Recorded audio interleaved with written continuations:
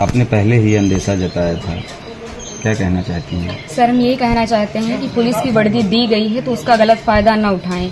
जिसके ऊपर 36 केस है उसका भी इनकाउंटर करवा देते, जिसके ऊपर एक केस है बेगुनाह है उनका भी इनकाउंटर करवा दिए हैं ये लोग। अगर इसमें 15 लोग शामिल हैं, 14 लोग शामिल हैं तो सबका इनकाउंटर होना चाहिए।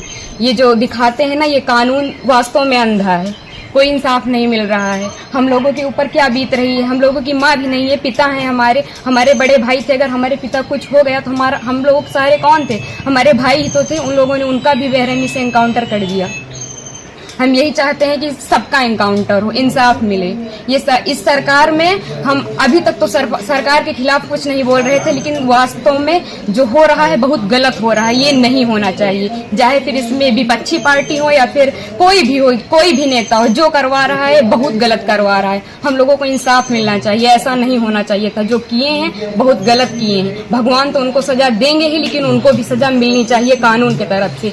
अगर कोई गुनाह करता है तो उसकी सजा कोर्ट देता है, ना कि पुलिस ऐसे इनकाउंटर कर देगा। आपके भाई का क्या स्वभाव था, किस तरह से, कैसे आप लोगों के बीच में रहते थे वो? सर, हमारे भाई का स्वभाव एकदम सरल था, पढ़ने लिखने में भी अच्छे थे।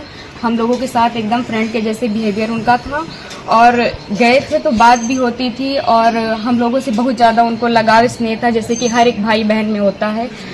और आज ये सुनने के बाद जैसे लग रहा है कि हम लोगों के जमीन पैर से एकदम खिसक गई हो। जो कानून ने किया उनको ऐसा नहीं करना चाहिए। अगर वो मिल गए थे, झूठ ही दिखा रहे हैं कि फायरिंग हुई, मुठभेड़ हुआ। अगर कोई छिप रहा है डर की कि हमारा एनकाउंटर ना हो जाए, तो ये झूठा अफवाह क्यों फैला रहे हैं कि फायरिंग हुई, मुठभेड़ हुआ? कुछ नहीं हुआ। उसमें फिर पुलिस को भी मरना चाहिए था ना, पुलिस का एनकाउंटर क्यों नहीं हुआ? आखिरी बार कब आए थे आपके भाई? आखिरी बार 3 जून को आए थे, 4 जून को उनका टिकट था, वापस चले गए थे सूरत, वहीं रहते थे। तो क्या एक साजिश तहत आपके भाई की हत्या हुई स्टेप में? और इसमें जो विपिन सिंह है और जो विनय शुक्ला हैं, वो हमारे घर पे आए थे, 3-4 बार आए थे, और हमारे भाई पढ़ाई करते थे। अभी तक हम ये सब बयान नहीं करना चाहते थे, लेकिन अब हम एकदम सच्चाई बता रहे हैं।